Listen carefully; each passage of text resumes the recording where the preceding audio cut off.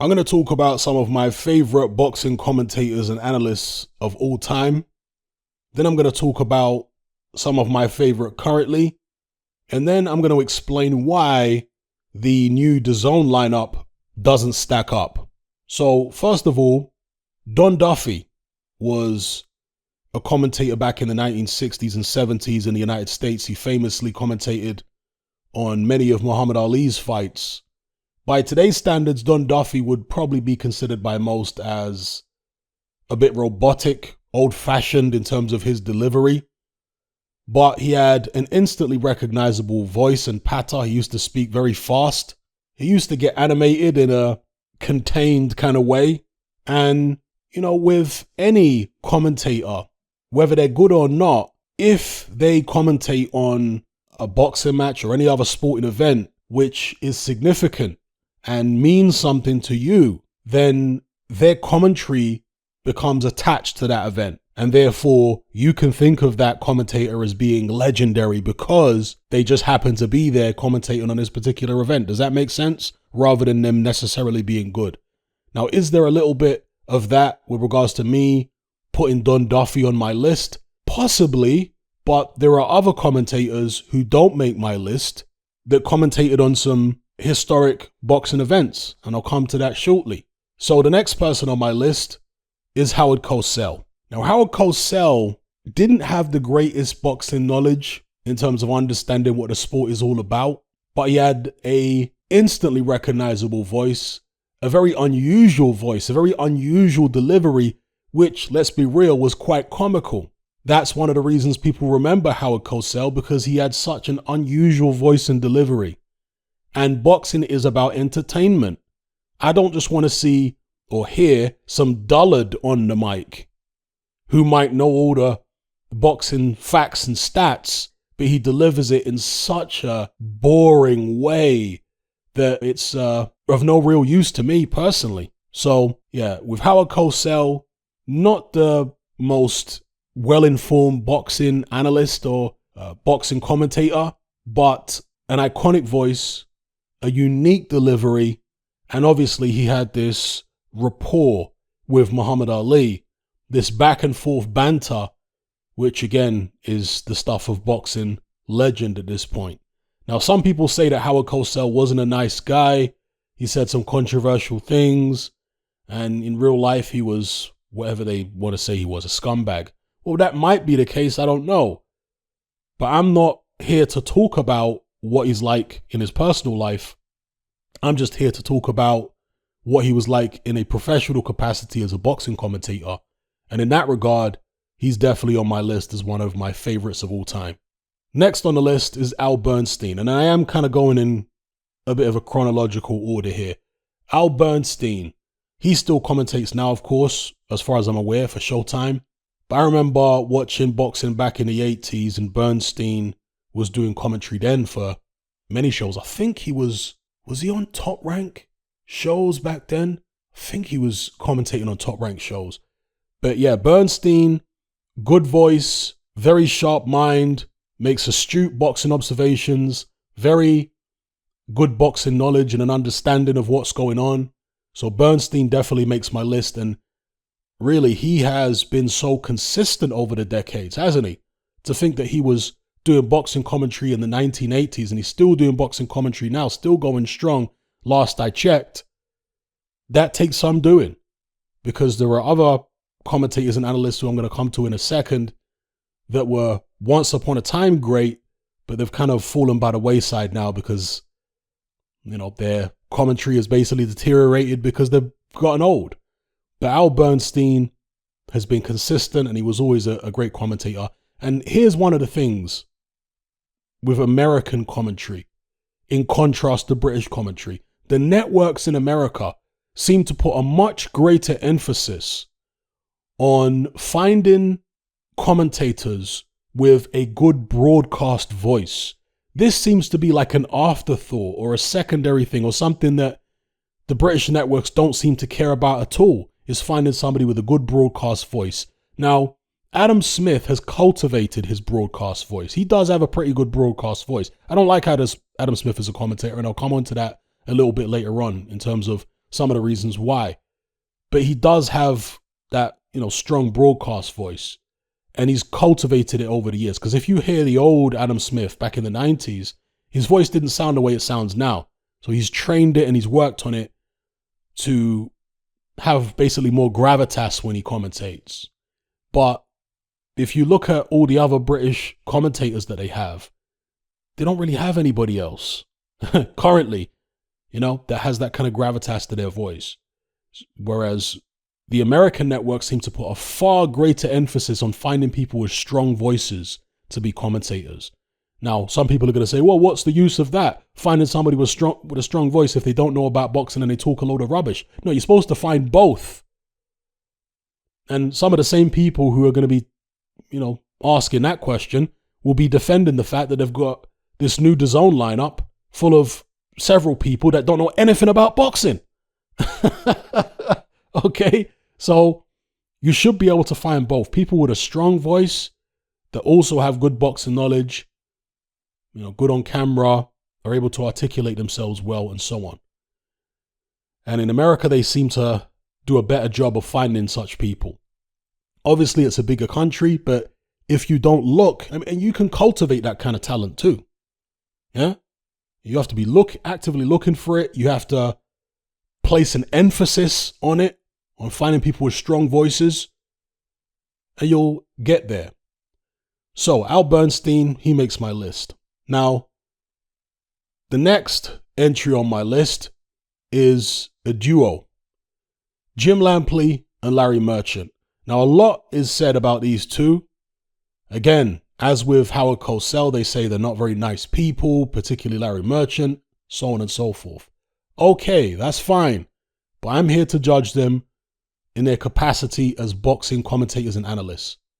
Jim Lampley, very, very good broadcast voice.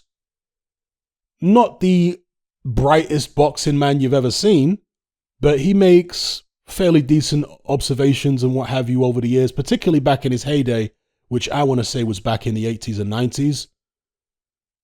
And yeah, Lampley, good voice, and teaming up with Larry Merchant, who is one of the best broadcast boxing analysts of all time. No question about it. You can say what you want about Larry Merchant being a scumbag or whatever you want to call him.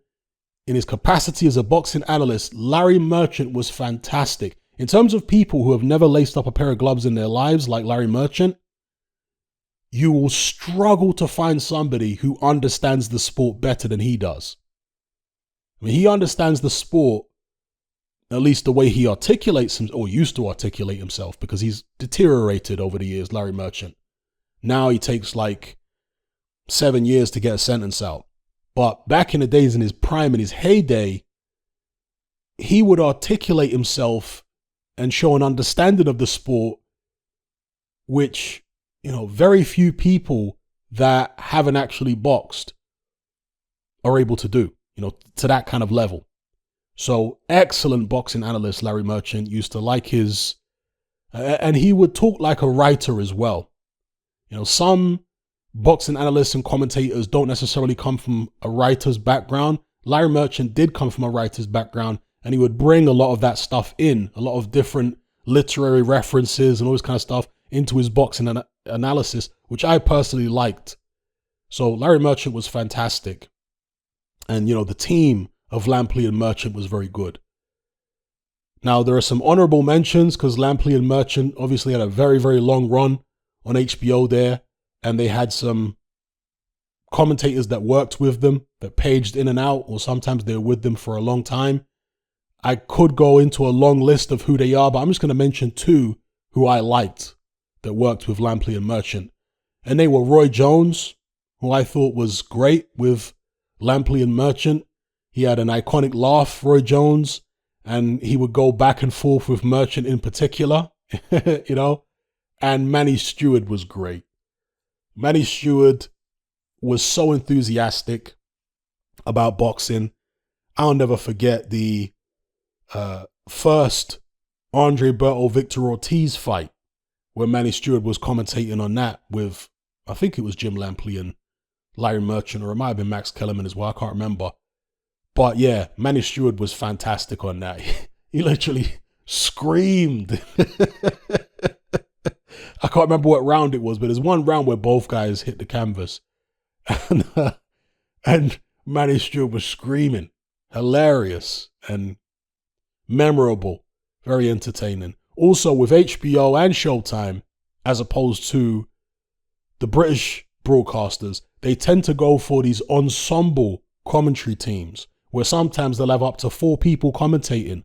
Now, some people don't like this. I personally do like it.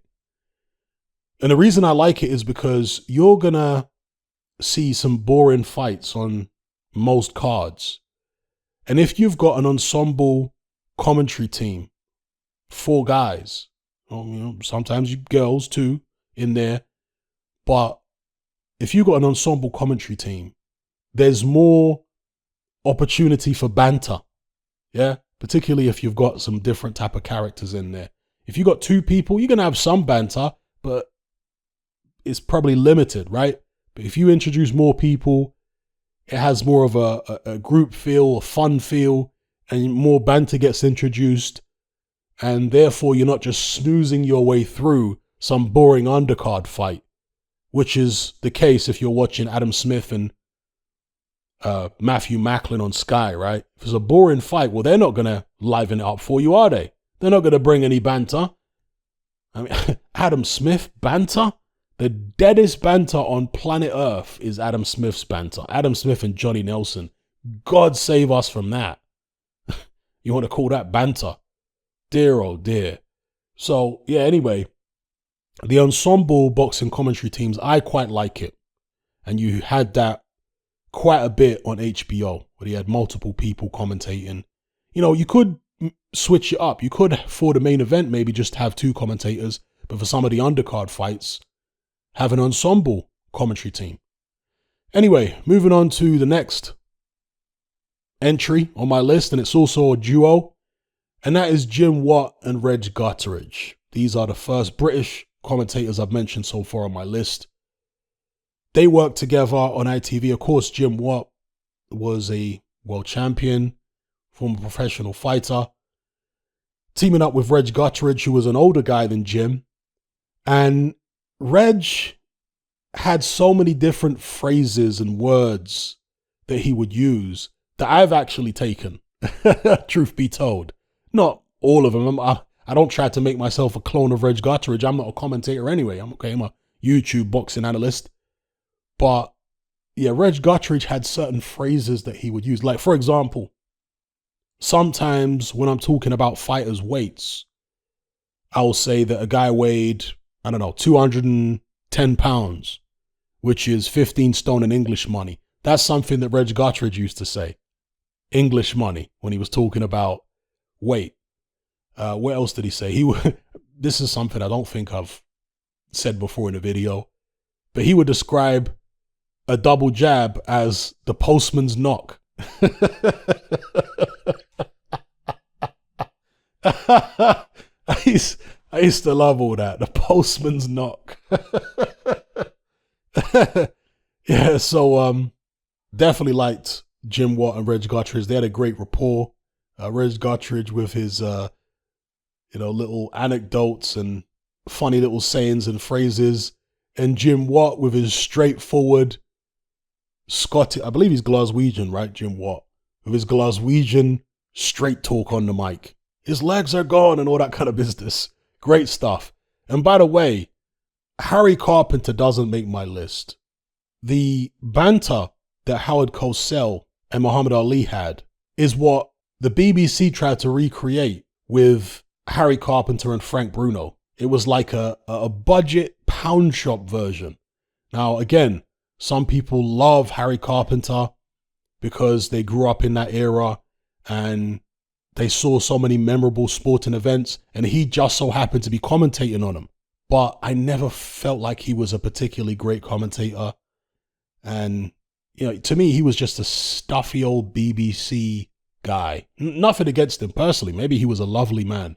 But I'm just talking about in a professional capacity. I just felt he was one of them generic stuffy old BBC guys, I never really felt like there was much there. So that's my take on Harry Carpenter. But Jim Watt and Reg Gutteridge I did like. For me, they were way better than Harry Carpenter, both of them. So they definitely make my list. Jim Watt and Reg Gutteridge covered so many iconic. They did a lot of Mike Tyson's fights, by the way, on ITV, The Big Fight Live, when Mike Tyson was fighting in the 1980s. Jim Watt and Reg Gutteridge commentated on loads of Mike Tyson's fights. Later on, it became Ian Darke and Glenn McCrory, and I'm going to get to them in just a second. But Jim Watt and Reg Gutteridge did a lot of Mike Tyson fights, and they also did the second Holyfield Bowl fight that was on ITV as well, was Jim Watt and Reg Gutteridge. Now, another commentator who I liked back in the days, and he definitely makes my list, and he's still floating about now. I'm not sure if he is doing any work with BT, but I think he was associated with, was it Box Nation and then BT for a little bit, but I'm not sure what he's doing now. He's quite old now. But that's Jim Rosenthal. Jim Rosenthal back in the days on ITV, I thought he was a really good boxing presenter, commentator as the lead man. You know, I thought Jim Rosenthal was really good. He did the presenting for the Nigel Benn Gerald McClellan fight back in 1995, I think that was. And he was going back and forth in, you know, the build-up, the pre-fight build-up with John McCririck, who's the famous, God, what would you call him? Racing presenter who does all the odds and stuff like that. A bizarre character, John McCririck. But yeah, him and John McCririck were bantering back and forth. If you go back and watch that Nigel Benn Gerald McClellan show, if you can find the whole show. Also, Jim Rosenthal commentated on Tommy Hearns versus Roberto Duran. And when Tommy Hearns landed the right hand that finished the fight, Jim Rosenthal screamed. See, I like stuff like that. I like moments like that where the commentator literally loses themselves. Not a fake scream like you hear from Adam Smith, but real, genuine reactions like Jim Rosenthal when Tommy Hearns knocked out Roberto Duran. That was great stuff. So Jim Rosenthal makes my list. And then we move on to a tremendous boxing duo, Ian Darke and Glenn McCrory. They started working together in the very early days of Sky. Ian Darke was previously a football commentator, and he still works as a football commentator now. But he had a run as the lead Sky boxing commentator for, it must have been 10 years or more. And he was absolutely fantastic. And in fact, some of you may not know this, but Ian Darke mentored Adam Smith. You see, a lot of people like Adam Smith, just from a purely boxing perspective. Never mind about all the wokery that he carries on with, but just his voice when he's commentating. Some people like him, but whenever I hear Adam Smith, I hear a pound shop version of Ian Darke. That's what I hear. And I get it. You know, we're all influenced by different people. It's like in the world of music, right? Jamaican dancehall, you've got Sean Paul. The first time I heard Sean Paul, I thought he was Super Cat. And I later came to find out that he was mentored by Super Cat. That's why he ended up sounding like him. Or even in hip hop music, you got guys like Big Pun, who was an incredible rapper, but he sounded like Kool G Rap. But in both those instances, I would argue, now Sean Paul's commercial, and I'm sure some of the hardcore dancehall people were going to disagree, but in some aspect, didn't he take what Super Cat did to the next level? And certainly with Big Pun, he took what Kool G Rap did to the next level. And I'm not talking about success, I'm talking about artistry. Yeah?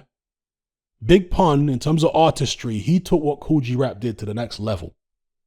Has Adam Smith taken that particular style of commentary to the next level that he learned from Ian Darke? Because if you go listen to Adam Smith back in the days in the 90s, he don't sound the way he sounds now. I mentioned this before. He don't sound the same.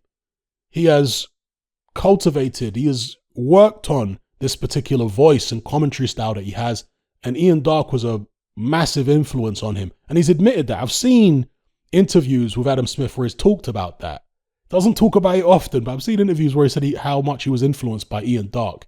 But again, whenever I hear Adam Smith, I just hear an Ian Darke knockoff, not somebody who's taken the Ian Darke style, if you want to call it that, to the next level, but no, someone that's just still a pale imitation of Ian Darke.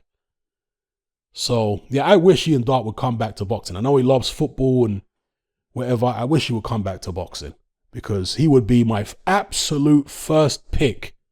If I was to put together a dream boxing commentary team right now, let's say for DAZN, Ian Darke would be my first pick as the lead commentator for DAZN. 100,000,000%.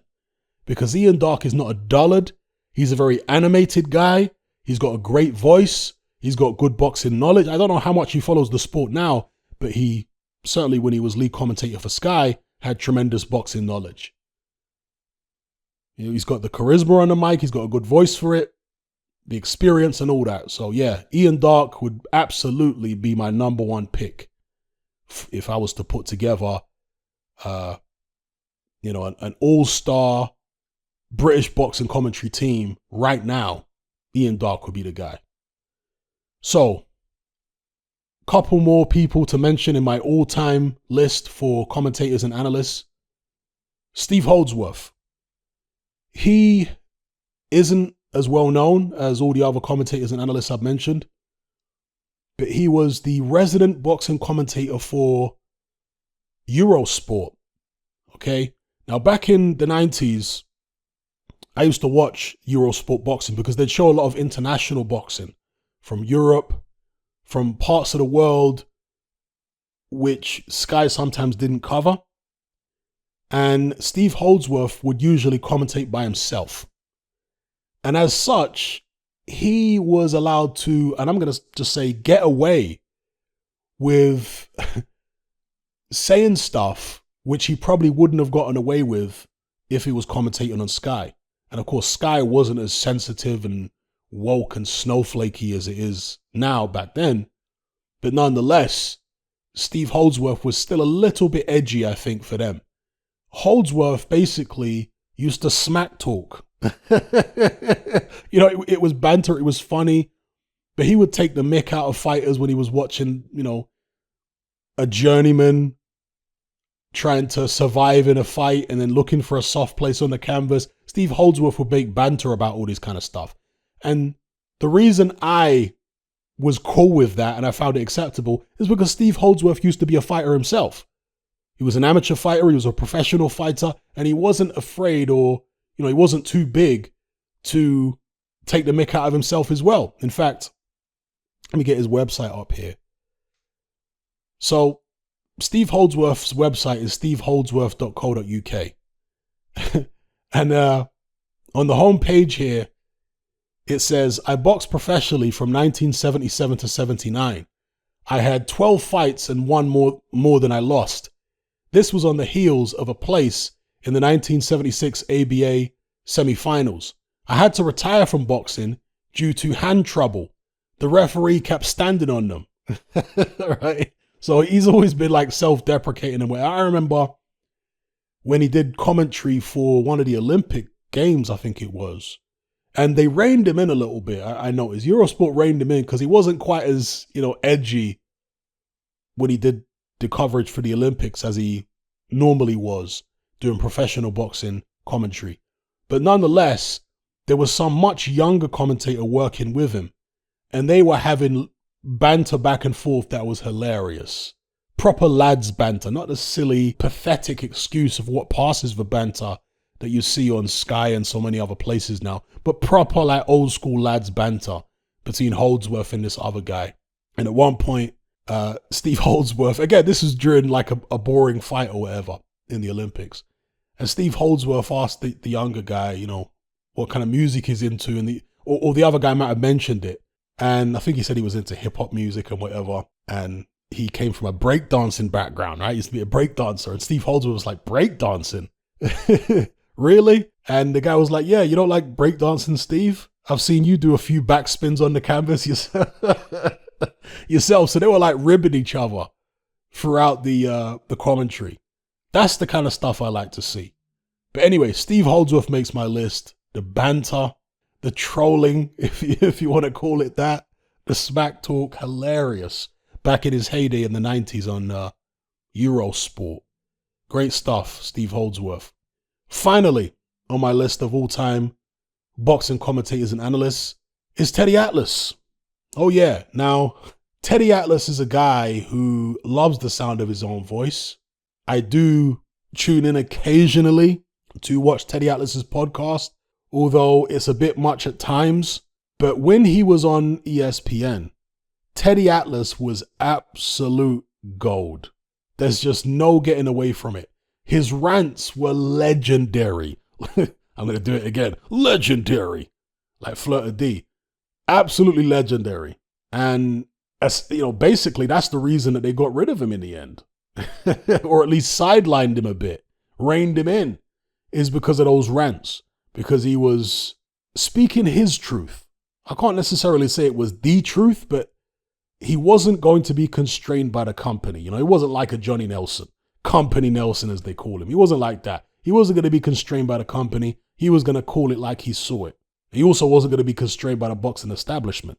And that's what I respect about Teddy Atlas. So, yeah, Teddy Atlas, he's got to be up there. Bang! And all make you jump out of your seat with his bang! And all that business. So, yeah, Teddy Atlas has got to be up there with some of my favorite boxing analysts and commentators of all time.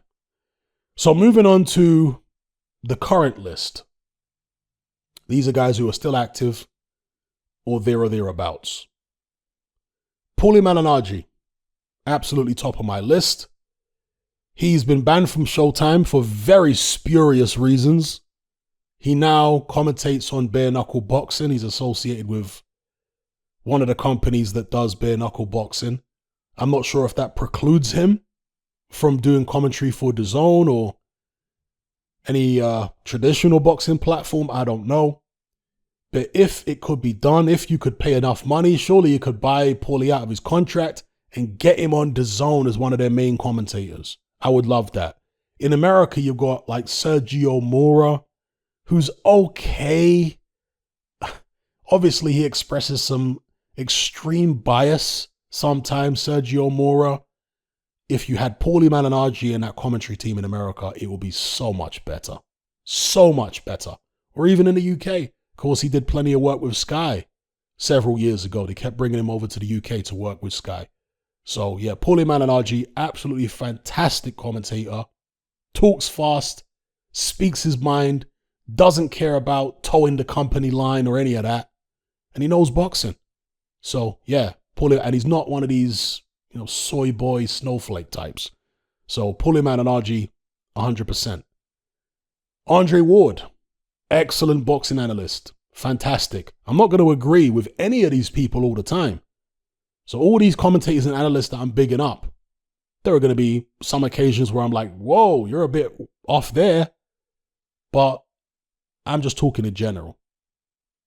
Andre Ward is one of the best boxing analysts out there. Very calm, explains things very clearly, tremendous observations. You can sense from his commentary. You can hear the way his mind works, the way his boxing mind works. Do you know what I mean? You can sense it in his commentary and understand the mechanics of the way his boxing brain worked when he was in the ring better based upon his commentary. So, yeah, Andre Ward's got to be on the list. Al Bernstein, I've already talked about him. As far as I'm aware, he is still part of the Showtime team. So he's definitely got to be on my list for current favorite commentators. Then you've got Mauro Ranallo, who also works for Showtime. I think he's got a really good broadcast voice, and I think he's a good commentator. I'm sure there are going to be some people that say, oh, he said this in this broadcast and that in that broadcast. Okay, cool. But I'm just judging him in a professional capacity as a boxing commentator, and I think he's got a very good broadcast voice.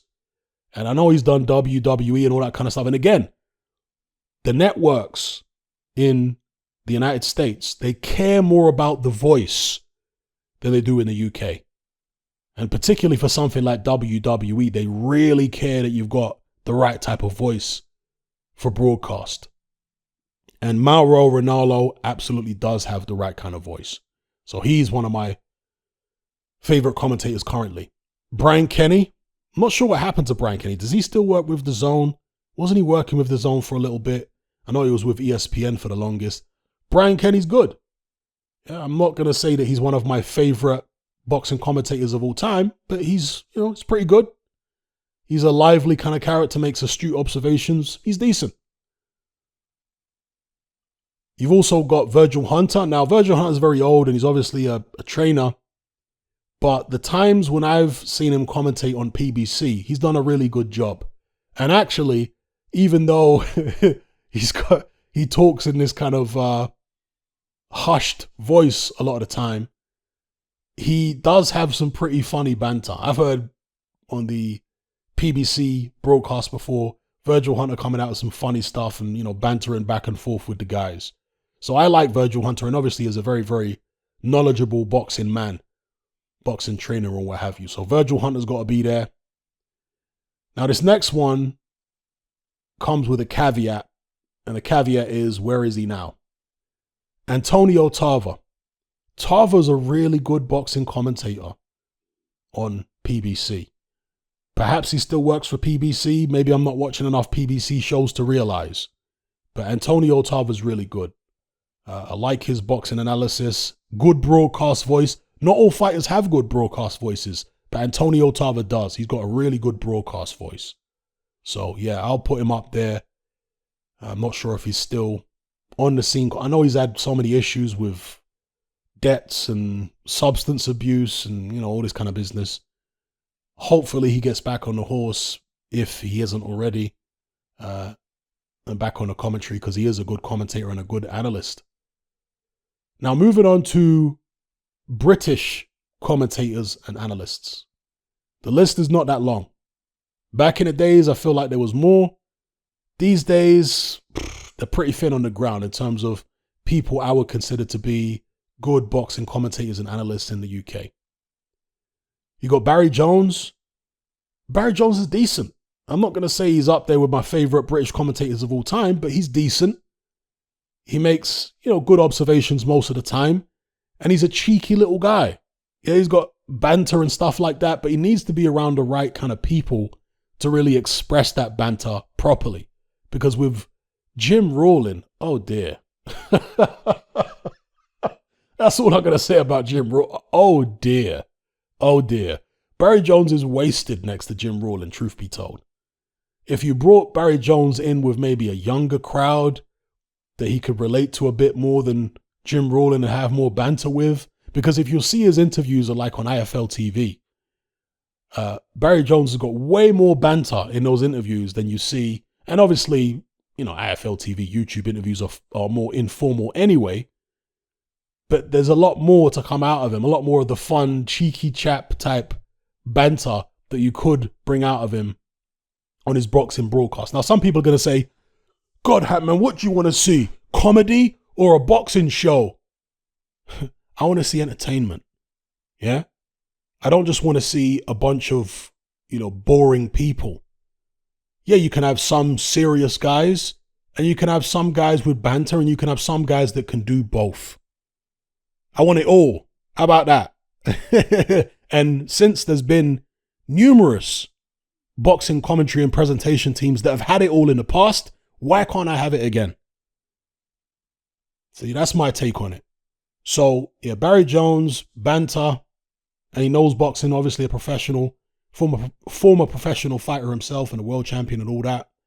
So Barry Jones is decent. Carl Frampton, I think is good. Yep, I like Carl Frampton. He's been working on BT Sport, so I do like him. David Haye, I've mentioned before, a colourful character, bit edgy. I do like David Haye. Very animated. You always see the veins in his neck popping out and his eyes popping out of his skull. And that's part of what's entertaining about David Haye. So, yeah, I think David Haye is good. Andy Lee, who is part of the DAZN commentary team. I like Andy Lee for the reasons I already mentioned in the previous video I did. Carl Froch, again, mention him. And Carl Froch really is just for the banter. I'm not expecting amazing observations and amazing technical analysis and breakdowns from Froch. Froch is more for the comic relief, for the banter, for a bit of trolling. You know, you need that as part of a team. Now, apparently, people have since come to be and said that Eddie Hearn is saying that the likes of David Hay and Froch and Frampton will be part of the team on DAZN eventually. Well, if and when that happens, it's all good. But I'm a little, more than a little, disappointed that they're not part of the original lineup and don't have a more prominent role. Perhaps it's because they're too busy or they have other commitments, to be fair. But they've got this, whatever her name is, I can't even remember her name. This woman who used to be Stormzy's girlfriend, who knows nothing about boxing, she's the lead presenter. So you've got a lead presenter that doesn't know anything about boxing. Come on, people. And you got all these like simps and soy boys upset with me on the previous video. Because that's what it is. So that lineup that DAZN have got is clearly catering for simps and snowflakes. That's what it is. And those are the people that are upset with me calling it trash. A bunch of simps and snowflakes. I hurt their feelings. These are the kind of people, these simps, that are defending this girl. I got nothing against the girl personally. All I know is she don't know nothing about boxing. And she's the lead presenter? Come on. Now, Eddie Hearn, as I mentioned before, did bring boxing into the 21st century. He rescued it from the dark ages of Frank Warren, who completely lost his way. But there's a danger that Eddie Hearn could lose his way too. You know, he's been on the cutting edge of boxing for the longest time. But there's a danger that he could alienate it's like in football. They're trying to impose a lot of stuff in football. A lot of this snowflake kind of stuff. And the football fans are not reacting well to it. They're booing their own teams a lot of the time because of the nonsense that's going on a football pitch with all this weird virtue signaling stuff. The grassroots football fans, they don't want all that nonsense. And they're the people that have made football what it is. Yeah? That's the lifeblood. The same thing in boxing. Boxing is an alpha male sport. Let's not try and get too far away from that reality. It's an alpha male sport. Not just in terms of the people who participate, but a lot of the people who watch it. And if Eddie Hearn is so much in awe of Dana White and wants to emulate what Dana White does so much, and I've said before, I don't like the UFC model for boxing because I don't think the fighters will be able to get paid as well. I'm talking about the highest earning fighters. But be that as it may, Eddie Hearn has expressed so much admiration for Dana White. One thing Dana White recognizes is that combat sports is an aggressive, edgy sport, right? Not just in terms of the fighters, but also the fans. That's why a lot of the wokery hasn't made its way in to UFC in the way that it has made its way into boxing. You see what I'm saying? Because Dana White understands his audience. He understands what they want and he understands what they don't want. Whereas with Eddie Hearn, he's kind of drifting away a bit too far now, possibly. Certainly looking at this commentary lineup. It's like back in the days with football, was it Roy Keane who talked about people eating the prawn sandwiches, sat in the VIP boxes at the stadiums and whatever. Don't try to make it too corporate. Don't forget about the lifeblood, the grassroots, the section of society where all your talent comes from, by the way. The boxing talent doesn't come from the soy boy crowd, mate. Them lot break a fingernail and they run to the A&E. Yeah? They don't come from the simp crowd. You get your boxing talent from the council estates, mainly. Yeah, some people do come from affluent families, but still the lifeblood of where you get most of your boxing talent is from the council estates, working class areas and districts and so on. So Eddie Hearn would be wise not to forget those people and to cater to those people. And we are a bit edgy. We don't have a bunch of PC views all the time. The alpha male, edgy, energy, the old school lads banter, you need an element of that in there. So I talked about Carl Froch. Another person people talked about for banter would be Prince Nassim. Now that really would be banter. And when I say that really would be banter, I'm not necessarily saying I want Prince Naseem in for banter, but I'm saying there's really no other reason at all to bring Prince Naseem in other than if you just want to laugh.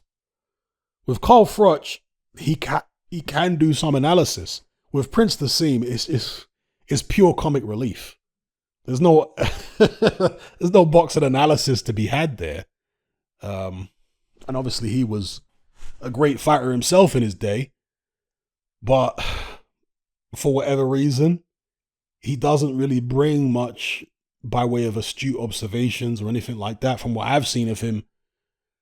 And it's just comic relief. And people talk about the George Groves Eubank fight where Prince Naseem says, I think he should finish. I think he should retire. And that's what people want him to come back for, is more of moments like that. So you let me know what you guys think in the comments below about the possibility of Prince Naseem coming back. I know somebody mentioned it to Eddie Hearn, and I think he pretty much dismissed it, right?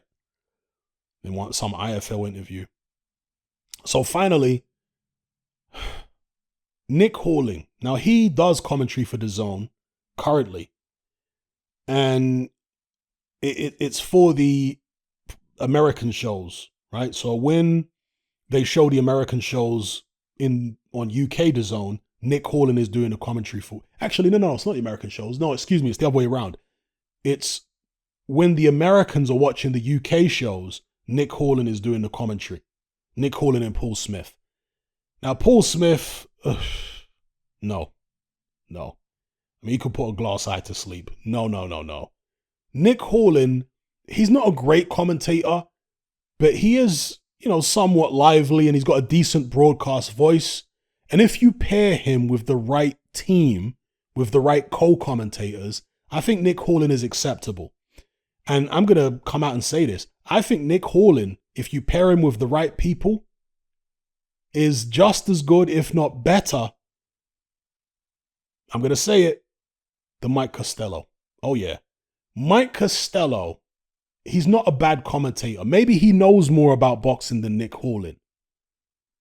Maybe he makes more astute observations than Nick Halling. But Costello is just such a dullard. He's so dull. And that is the reason why, or one of the reasons why, he's never been up there as one of the top commentators in British boxing. Because the guy's so dull. He's always been like a B-side commentator. He was doing commentary on like Frank Warren's YouTube channel. You know them ones where Box Nation or whoever it was would do the actual commentary on the fight. But then when Frank Warren would post it to his channel, you'd hear like, who's the guy? Colin Hart alongside Mike Costello. Do you know what I mean?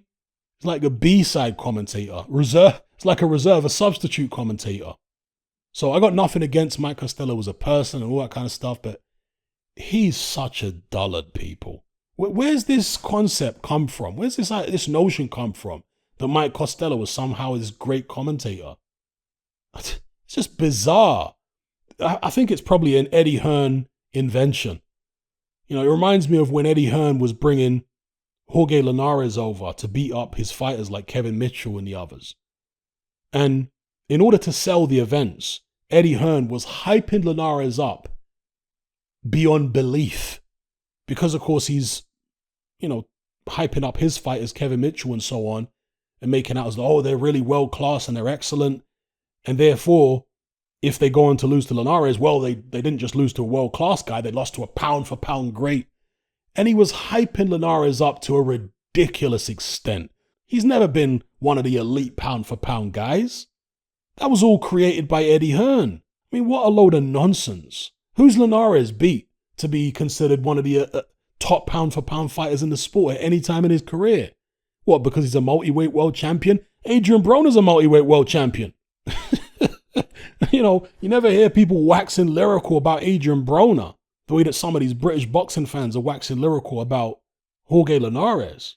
Yeah, because they bought into all that Eddie Hearn neuro-linguistic programming, basically, where you repeat something over and over and over again with enough enthusiasm.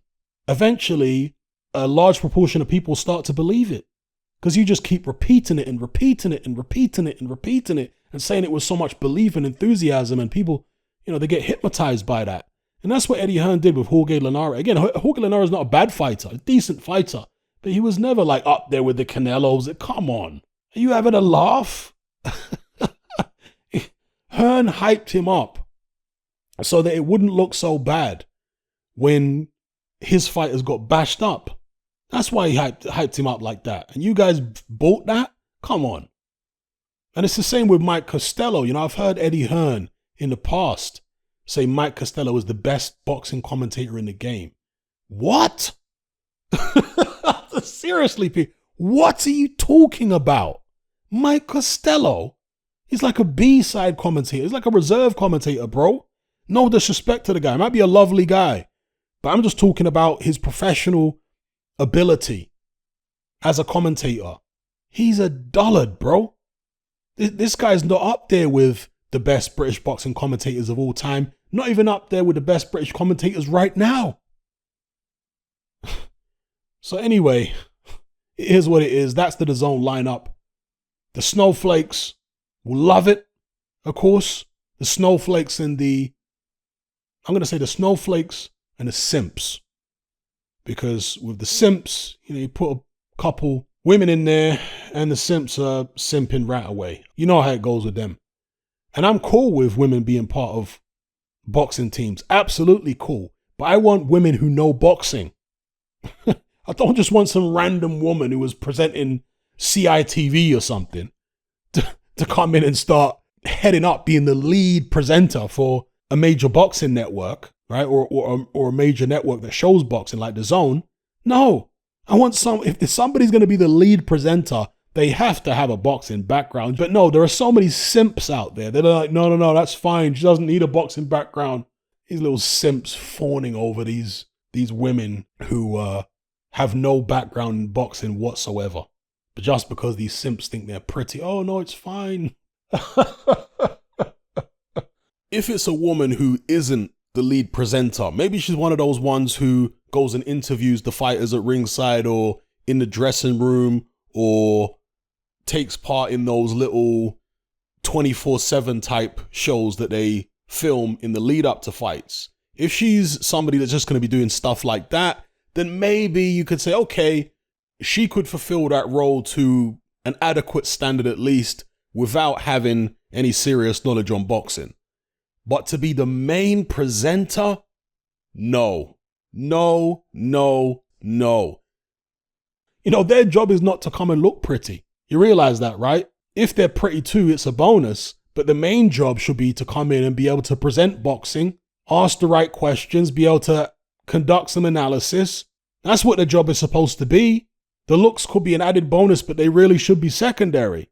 What's primary should be, can they do the job? Do they know the sport? That for these simps, oh no, none of that matters. These are not ring card girls, yeah? The ring card girls, it's their job to just walking around the ring looking pretty and holding up the round number. That's it.